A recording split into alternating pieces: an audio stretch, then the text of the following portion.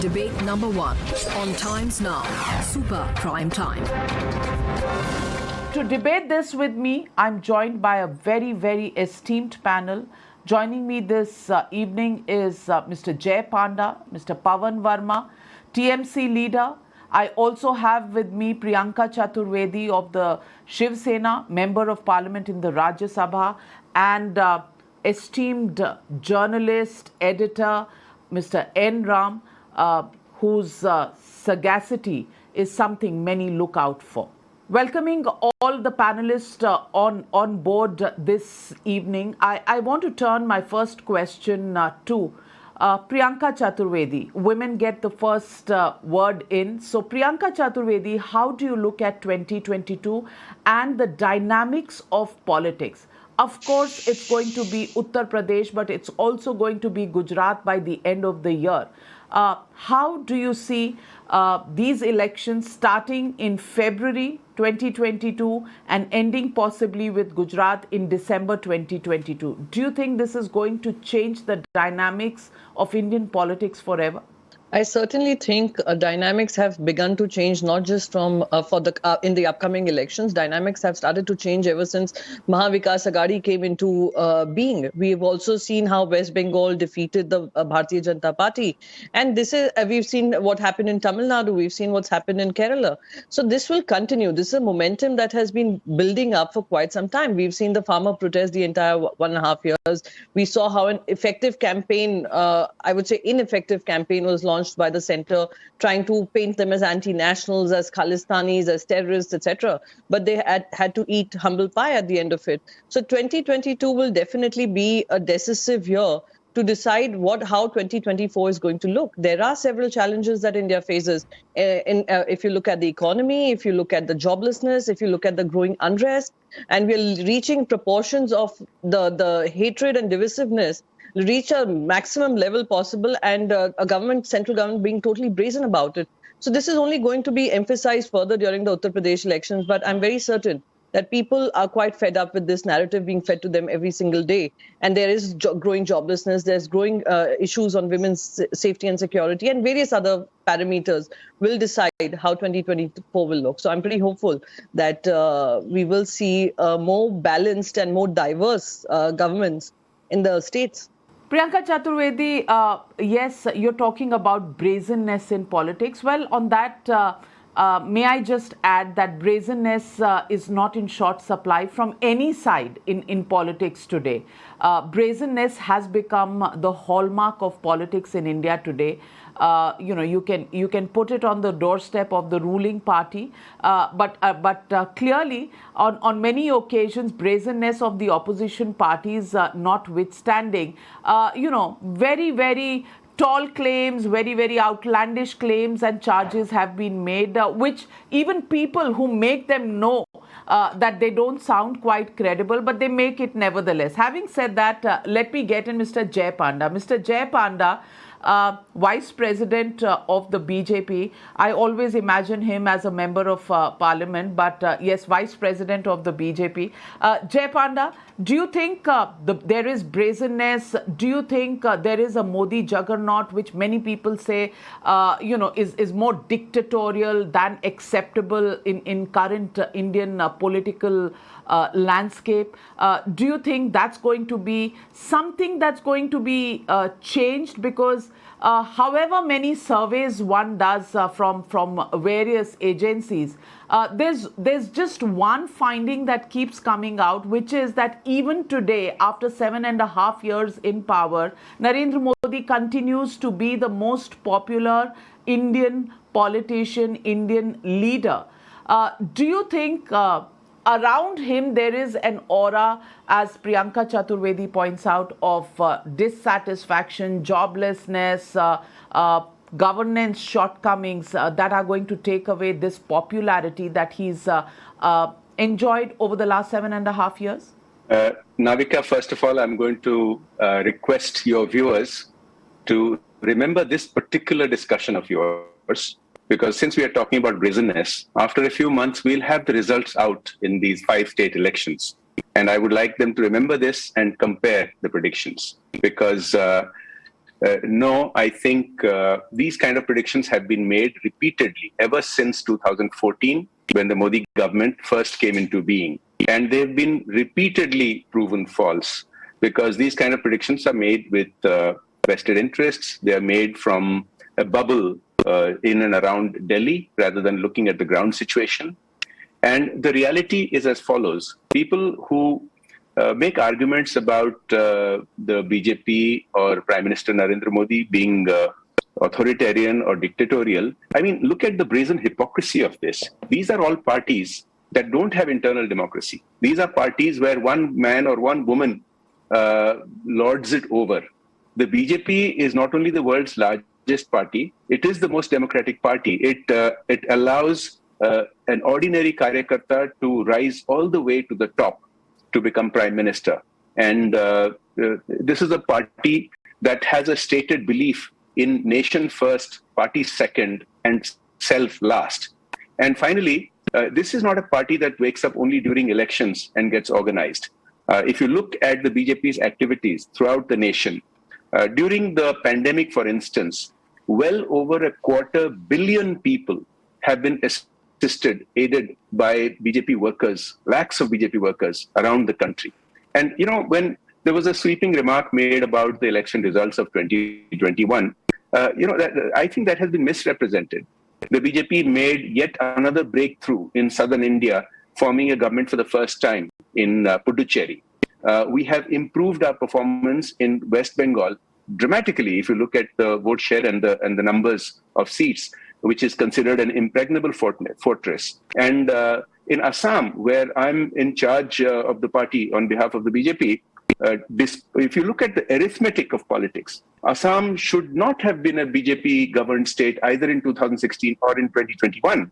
And yet it proves that politics is not only about arithmetic. Politics is about sentiment. And you look at any authoritative, any candid survey, they will tell you that Prime Minister Modi towers head and shoulder over anybody else in the nation. He's the most popular leader in any democratic country in the world. And there's these predictions about things coming undone are just wishful thinking. Wishful thinking. Let me ask Pavan Varma that. Mr. Pavan Varma, you're a very pragmatic man. You are now with the TMC. I want to ask you, it's true that the BJP in West Bengal did face the Mamata juggernaut. It is a fact that Mamata got it third time in a row, and that was a big victory for Mamata Banerjee. Having said that, the fact is that 3 seats in the West Bengal Assembly to 77 seats. I don't even know that much mathematics to count what is the percentage of increase as far as the BJP's presence in the Assembly is concerned. Having said that, it's still regarded as a BJP loss. Is that because BJP only plays to win that it ends up even improving its tally, making its presence felt in a state it wasn't, really present in the past?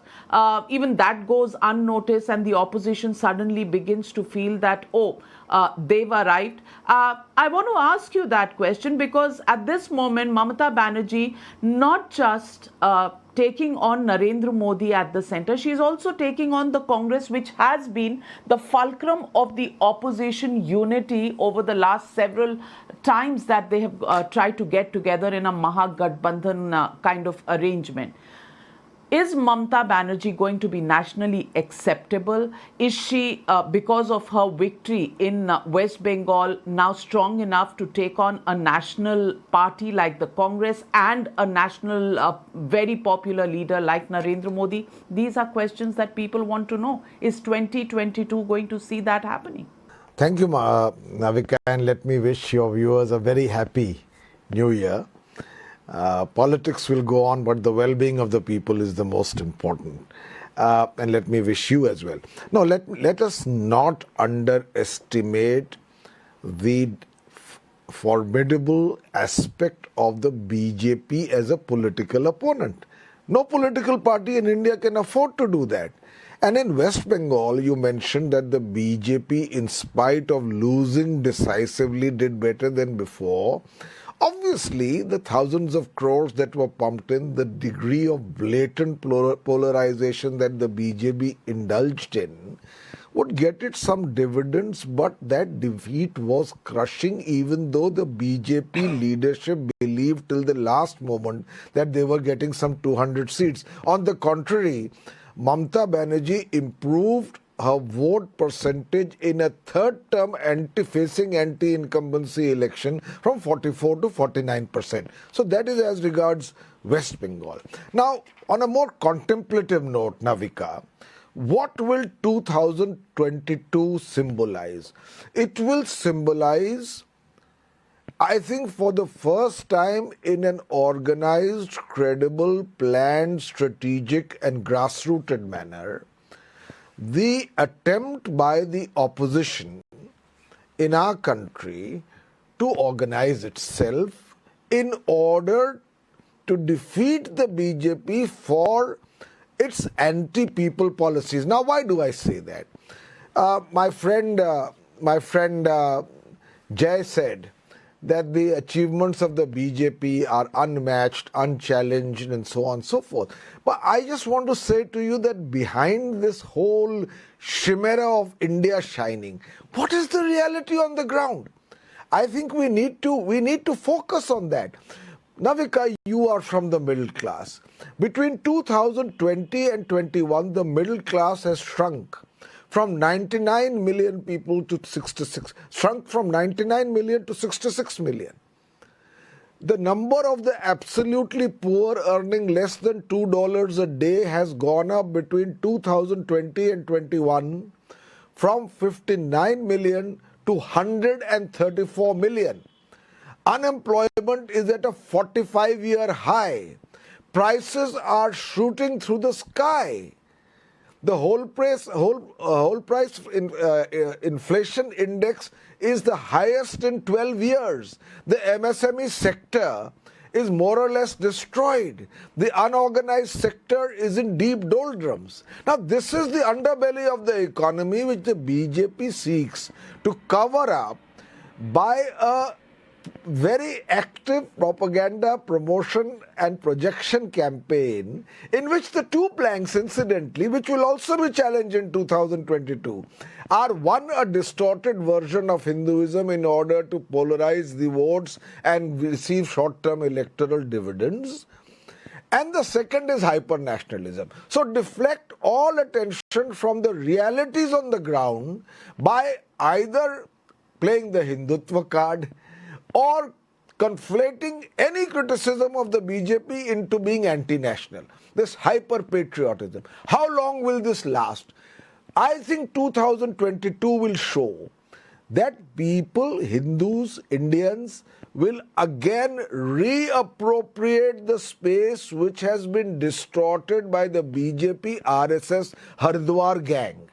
Because nobody wants the kind of endemic instability, the religious strife, the fear of civil war, the sheer, as I said, the instability that will be a great dampener in economic progress and prosperity, which the BJP is driving this country to. So people want a dose of sanity back. I am not even talking about other aspects of authoritarian democracy. On any index, you may doubt one, but take up any index, which is a global benchmark for what a country has achieved. It can be the democracy index, it can be the human development index, it can be the individual rights index, it can be the rule of law index, it can be the press freedom index, it can be the position of women's rights index. Any of them, you can check them objectively. The country has gone down. But right now, the real issue is that we do not have an organized opposition. And let me say to you on record that Mamata Banerjee and the TMC will play a lead role with their esteemed allies in organizing the opposition on matters which touch the common man and form the reality of India instead of the kind of hype the BJP is focusing on? Well, Mr. Pavan Varma, that was quite an intervention, and it's very difficult to have any objections to what you say. You're a very erudite person. My only problem comes with the hyperbole on nationalism that you point out to.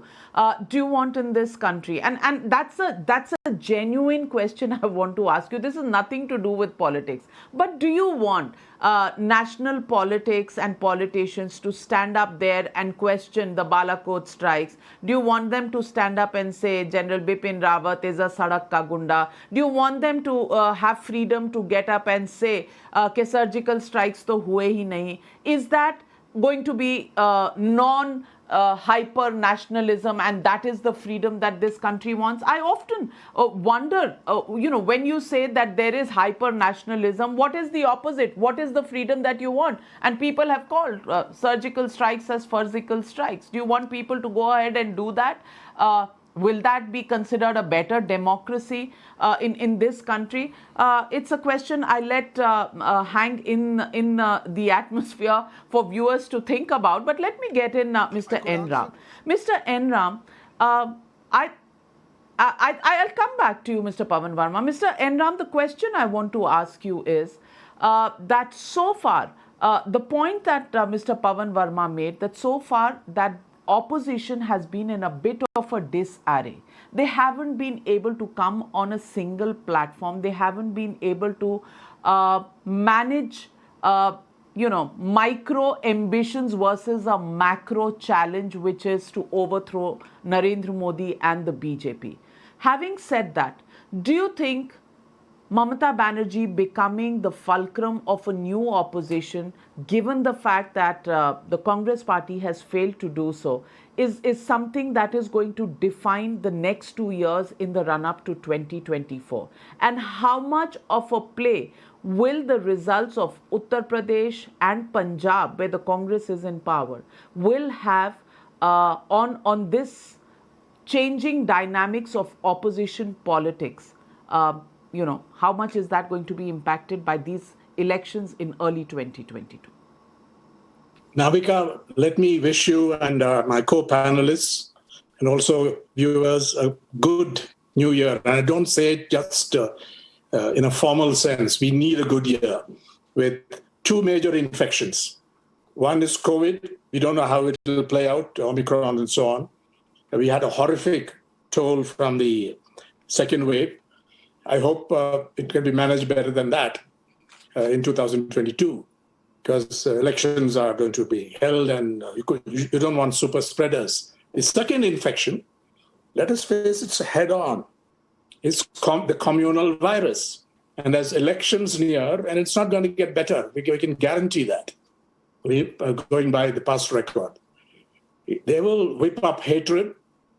They will try to polarize the election and see what happened in Haridwar. But I don't have to go to Haridwar. They'll say, oh, this is a fringe group. The silence is the story. The silence or the semi-silence in response to a call for genocide against Muslims. I don't even have to go to that because there's a lot of coverage. But look at what the Chief Minister of Haryana said. Disruption of Christmas event. I'm reading from the Hindu report here. Unfortunate, but that's not the real point here. He says there's no reason to support such incidents. Good. It's not right to interrupt any function. Good. But then he adds, the Hindu groups or the Hindutva groups, should either object before or after the function. That's the point. What is it that they're going to object to? The right of the people of India to celebrate Christmas? Or I speak as a non-believer. I don't believe in any God or any religion, but we respect the Constitution. And what do you object about? That is the key question here. And this is the question: are you committed to the secular values, the democratic values of the Constitution or not? Do you recognize that minorities have an equal right or not? And this virus is going to get pretty nasty in the coming months. Now, let's turn to your question. Let me start at another place, the BJP. No question that the BJP is the dominant political party in the system. There's nobody, Pavan said it, and everyone will say that. But it has the most to lose. And in state after state, if you chip away its numbers, and you yourself mentioned the election to the president coming up, there'll be a lot of anxiety about it, and that depends on how these elections turn out. My point is, they have a lot to lose, and the opposition has plenty of chances in the period ahead. I looked at you mentioned the 7 elections: Goa, Manipur, Punjab, UP, Uttarakhand, Himachal Pradesh, Gujarat. We don't know what will happen in J&K, where elections should be due, but under president's rule. And then numerous elections in 2023, Tripura, Meghalaya, Nagaland, Karnataka, where things are happening. The dynamics are clear. Maharashtra clearly changing, but Karnataka too clearly changing according to ground reports. Chhattisgarh, MP, I don't know what's happening. Mizoram, Rajasthan, Telangana. And then proximate to the Lok Sabha, the Lok Sabha elections when they are due, it would be Andhra Pradesh and so on. Now, a lot is going to happen, and every time the BJP, which has the most to lose, contests this, they're going to be anxious. This is the point, and this is where the opposition, I think, has a real opportunity to do well. As for Chief Minister Mamata Banerjee, I think she's going to be a major player. Can she lead a coalition and all that? It's premature. There are a lot of questions about that. But she's a major player. So is the DMK leader, MK Stalin. And there are various others. The Congress party will also have to play a role. And Shiv Sena. Shiv Sena has struck a new path. This is not the Shiv Sena of old. They have much to lose if anything goes wrong in Maharashtra, because they have that Are they image communal or not? Is the Shiv Sena communal or not? In the past, yes, Shiv Sena has been communal. There's no question about it. And they've been chauvinistic. But parties change. And in accordance with the situation, sometimes pragmatic reasons, maybe there's a real change. Who knows? I'm not going to judge them. But as I see it, that government in Maharashtra is doing a good job. And contrary to the predictions, including on your channel, I believe, when nobody thought they would survive for so long. But the chief minister, his leadership seems to have consolidated the alliance. And it's clearly a place where the BJP is in trouble. I don't know what will happen exactly, but it's in trouble. So it's let's not talk about 2024. It's clear that the BJP is the dominant player in the political system. It's unlikely to change by then. When you talk about the single largest party, it is true that Prime Minister Narendra Modi in all surveys gets the most thing, but the gap may be narrowed. The question is chipping away. And if you deny them a majority first as a single party, if the BJP doesn't have it, the game changes a little bit. And if the alliance itself gets a big blow, then they are in trouble. So that's how I see it developing. And in the past, we have made predictions, sometimes right, sometimes wrong. Jay Panda is listening very carefully to you. Yeah, I know. Mr. Jay Panda is listening very carefully to you and taking notes probably. Jay Panda, apart from COVID as the challenge, because the second wave did cause a few questions on the governance issues. And it was there that Modi had scored over others, and that really at the foundation seemed to be questioned by people. We saw that in West Bengal. Are we making the same mistake again? Because West Bengal, we saw super spreader rallies. They're still going on. There are many people who come up and ask this question, that this was a popular leader, the prime minister who asked people to keep hope, tali bajao, thali bajao, diya jalao, and everybody listened to him. He has a command over a large part of the population. Yet, in the West Bengal election, somewhere, somewhere we threw caution to the winds. Number two, in the upcoming third wave, again, there are elections around the corner, and we are throwing caution to the winds. Whether it is weddings in Maharashtra, where we've seen former chief ministers in big crowds without masks, or whether it's the deputy mayor celebrating there, or whether it's just election rallies, 3 rallies a day from one leader, and multiply that to the number of leaders who are out in the open. Are you actually, as far as the governance test is concerned, are you putting it on the back burner because in elections nothing matters except winning seats? And number two, the communal virus that N. Ram mentions. Do you think tolerance about communal and secular definitions have continued to question the BJP right since the beginning of the Rath Yatra in the 1990s? There's quite a lot of issues raised there. Give me a couple of minutes. Let me address all of them. First of all, throughout the pandemic, Prime Minister Modi's popularity sustained and grew, and it has not reduced, unlike some countries where their leaders have had their popularity completely damaged. Now, this should tell you that the people at large think quite differently about the governance of India during the pandemic compared to what my fellow panelists have just said. Number two, Pavan Varma and the TMC talking about authoritarianism is rich, because you've seen the kind of political violence in Bengal where hundreds of political opponents have been killed, women have been gang raped, houses have been burnt, shops have been destroyed.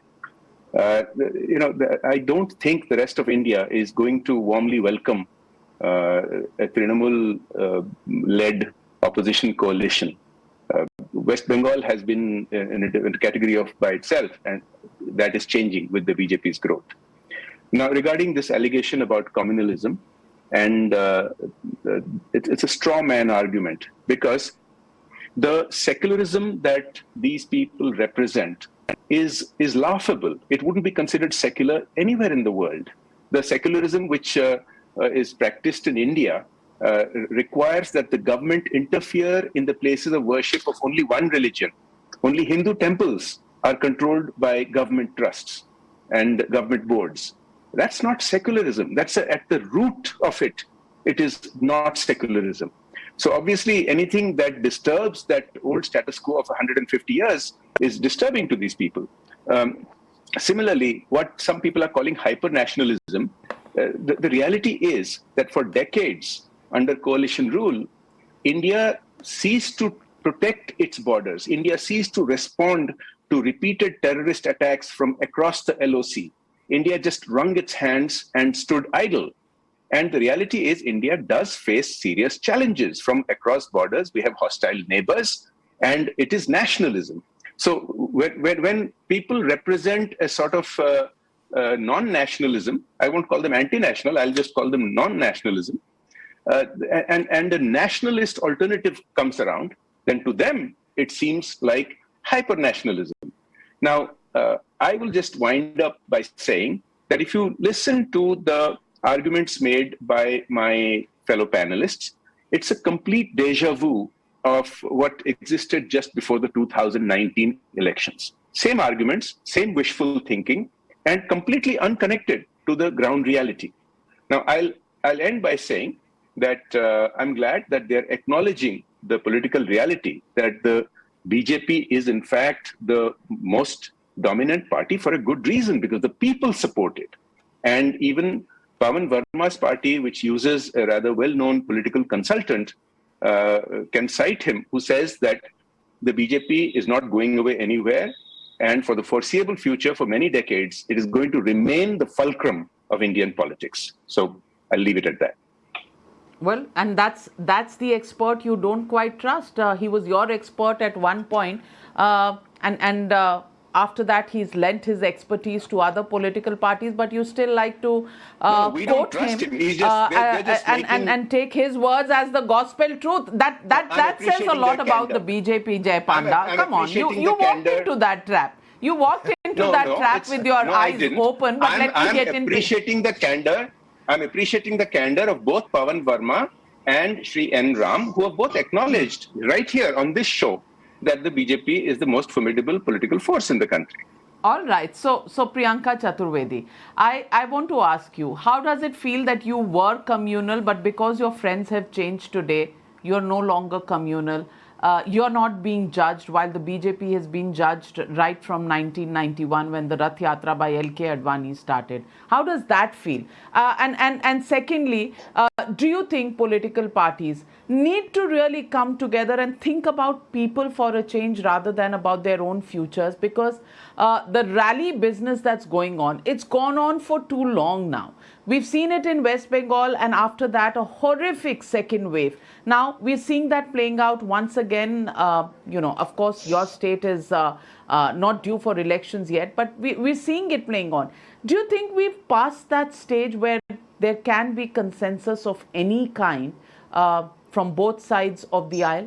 So, two things. I'll answer your communal question. But before that, I wanted to put on record a few things that were comments that were made about brazenness.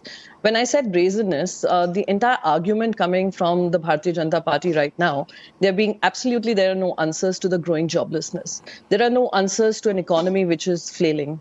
There are no answers to women's issues. There are no answers to how fuel prices are rising. There are no answers. They have no answers. And that is when they start calling people non-national. Like he said, not anti-national, non-national. What is nationalism for you? You are going on quoting some individual, making some comments about Balakot, etc. I think nationalism for me is not just the physical boundaries of India, but per person, every single individual in this country. When the per capita, you keep talking about a GDP growth story, you're losing out on the per capita income story. You're losing out on the growing joblessness and unhappiness that resides in the country right now. You totally do away with the fact that events like Haridwar happen and you keep your mouth shut about it. And the chief minister of Haridwar ends up saying he hasn't heard of such an incident. This is what problematic for me, and this is what brazenness for me is. What is brazenness for me is also how you totally talk with arrogance about opposition. While absolutely, opposition is acknowledging how formidable Bharatiya Janata Party has become over the years, and there's no denying that fact. And only an opponent which denies that fact is being absolutely oblivious to what the fact of the matter is. However, the question does arise, India needs an alternate narrative. And building that alternate narrative becomes the responsibility of the opposition. Yes, we need to come together on issues that matter to the people of this country. We need to talk about an aggressive China, which is renaming even places in Arunachal Pradesh. There's total silence coming from the government of India right now. Now, second part to this entire debate about communal and secularism. The proof of the pudding is in its eating. My question is simple. Maharashtra government, led by Balasaheb Thackeray's son, Shri Uddhav Thackeray, I would want you to point out whether any such communal incident or episode has been noted during their governance. I just want to. I throw this. Yes, we have acted upon it, sir. It was a law and order issue which we have acted upon. Respond to that, Jay Panda. Obviously, that question's for you. No, it's not a question only for him. It's a question for you as well. It's a question for all on the panel right now. So I will always continue to say, when we talk about secular values do stem for the fact that when you are governing, you ensure that there is no favoritism shown to any caste, creed, religion. What are we seeing on a national level? What are we seeing please, sir, I did not interrupt you. You all have had 5 minutes of each opening statements. I was very brief, being the polite woman that I am, allowing other men to speak on the panel. Now, please have the patience to hear me out. So the last thing I'd like to say here, the larger picture right now, when the Home Minister of the country goes to Uttar Pradesh, and he talks about what governance model is, and he makes it about Hindus versus Muslims. When the Chief Minister of Uttar Pradesh is campaigning extensively in Uttar Pradesh, only makes it about Hindu versus Muslims. When the Prime Minister of this country makes it about Shamshan and Kabristan and whatever he was doing at that point in time, this is a definite endorsement of communal hatred and divisiveness that is being sowed from the very top. And that, for me, is a challenge to my nationality, to my nationalism, to my democracy, and to a growing autocracy which believes that the only way to govern is to create divisions. And this is what is happening. And I think every single opposition party will continue to challenge it. So it may sound like a broken record to the Bharatiya Janata Party right now because they seem to be in pole position. It may not be so for the people of this country. Thank you. May I? Well, you quickly want to respond to that, Jay Panda? Yes, Mr. Enram. Yes, Mr. Enram. Right. No, I was going to say, answer your rhetorical question. No, there have been no communal incidents. It's been good governance in Maharashtra relative to many states, and the handling of the challenge of COVID has also been quite commendable. That's my answer. I was not interrupting to contradict you, only to say that your rhetorical question, the answer is yes.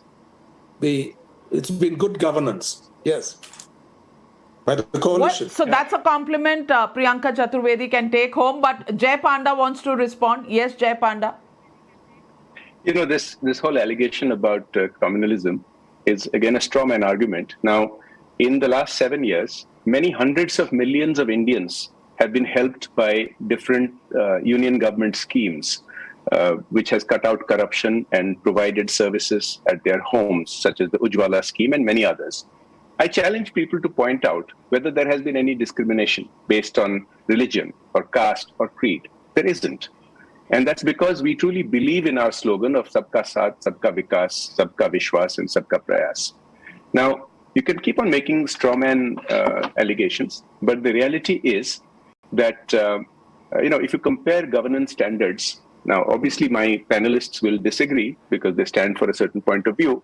But I will assert that the governance standards in Maharashtra today and Bengal fall far below the norm and do not compare with the kind of governance and transparency that has been brought about by the Modi government at a national level. And this doesn't have to be my viewpoint versus any other eminent panelist's viewpoint. You can ask around and perhaps do your own survey. And I'm pretty confident that will be validated. Well, so please allow me to answer this. Please, no, Navika, please. Navika, please, just no, Joe. I have to answer this particular question. How can I say no to you, Priyanka? I will not. Thank you so much, Navika. I will not quote any other survey. I will quote the survey that came from Niti Aayog and was read out by the Home Minister of this country on the 25th of December, which is Good Governance Day. Maybe Jay Panda ji did not hear it. But after Gujarat, the best governed state is Maharashtra. So as much as accusations you would want to throw at Maharashtra, they don't hold good, including Niti Aayog having said that. Thank you. Maybe you can send a gift-wrapped Niti Aayog report with a red ribbon on it to Jay Panda for his reading this New Year weekend. But let me get in Mr. Pavan Varma. Mr. Pavan Varma, a lot has been said about corruption in Maharashtra today. Don't change the goalpost, Jay Panda. Don't change I'm not, the goalpost. This was about I think massive governance, corruption COVID is control. a big measure of governance.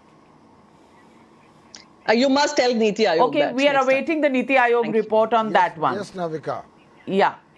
Pavan Varma, I want to ask you, there has been a lot of debate on governance, on GDP, on the way the economy is faring, and there has been, talk about how communal the BJP is. I want to ask you this question. We're talking about the GDP growth rate, and Priyanka referred to the fact that we are missing the story of the per capita GDP.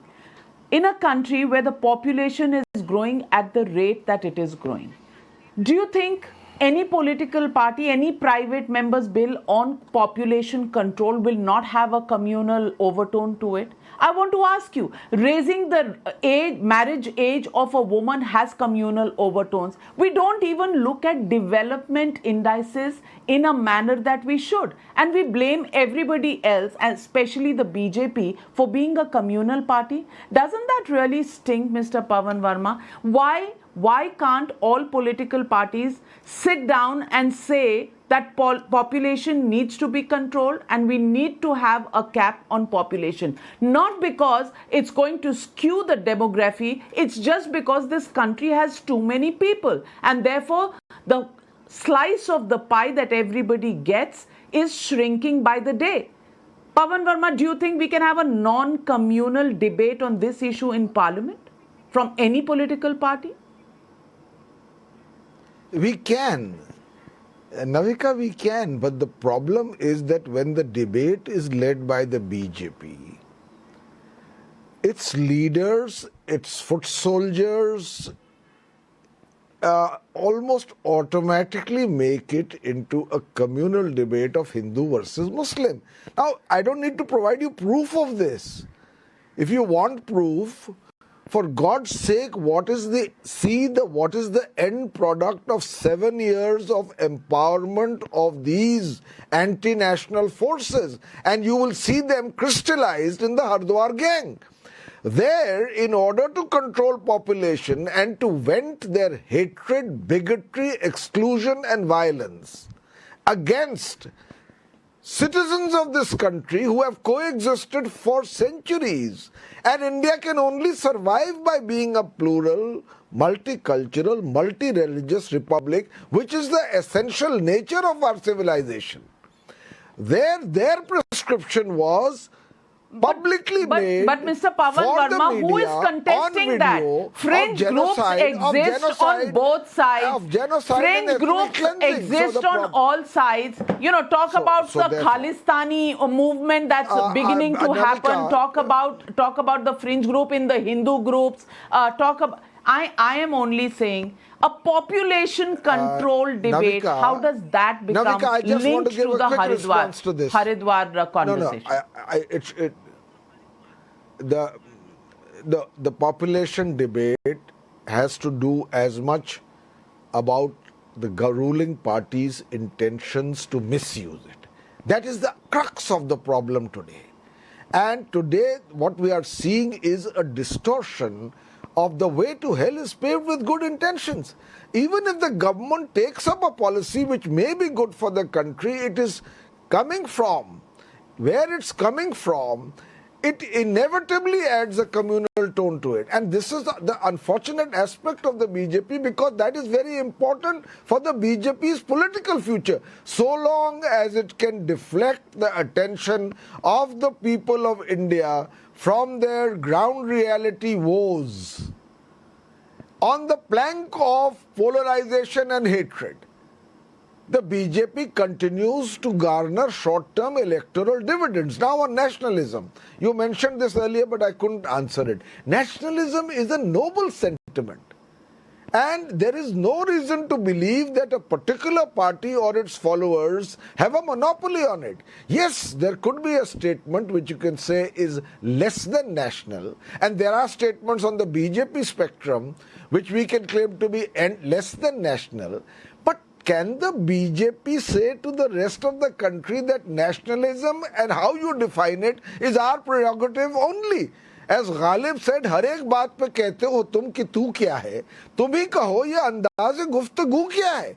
How do we have a conversation, a dialogue, a shastrarth in this country where the BJP sits on a high horse of its own making and questions the credentials of any other citizen, and then, worse even, conflates any criticism of the government as being anti-national? That is the crux of the problem. So therefore I say to you, the time has come for a return of sanity and reality to this country. For too long now, the BJP, for the absence of an organized opposition, has had a much too easy walkover in parliamentary election. 2022 will be the year when people will say, enough is enough. What have you really done for this country? And even on nationalism, why is there such a lack of transparency, so much opacity of what exactly has happened on the borders with China? If you ask this question, you are anti-national. Because the BJP says you are questioning our armed forces. We are not questioning the armed forces. We praise them for their valor. But we can ask the government, like in any democracy, what's the position? Why are you going around and round rather than answering the question? But the BJP's deflection is, if you ask, you are anti-national. Now, this is the kind of thing we need to counter today. Fair point, but fair point. I'll get Jay Panda to answer that. But before that, let me get in Mr. Enram. Mr. Enram, Pavan Varma's lament is that, they make it all, they sit on a high horse and they say that this is the kind of nationalism we have to offer. They can only say it till there are people in this country who believe them and agree with their point of view. Otherwise, it will fall flat. So, I want to ask you, does it prove, are you saying that people of India are stupid that they've fallen for the rhetoric of the BJP, or are you saying that people in India who listen to them, vote them back to power every now and then, don't know the difference between, what is right and what is wrong, what is nationalism or hyper-nationalism? I want to ask you these questions because the opposition may think it is too long and it's time for them to go. But they will go when the people of India think that they have had enough of the BJP and it's time for the BJP to go. Till then, do you think opposition's, so-called hurry is only theoretical? On the last point, yes, it's a statement of fact that they will go only when the people of India vote them out in a Lok Sabha election. Yes, that's true. But just because, Navika, I'm old enough to remember other authoritarian leaders, and I lived through the emergency and you fully experienced it. We fought it also. And, you thought these people cannot be replaced. They're so strong, so powerful, control all institutions. But the time comes when that ends.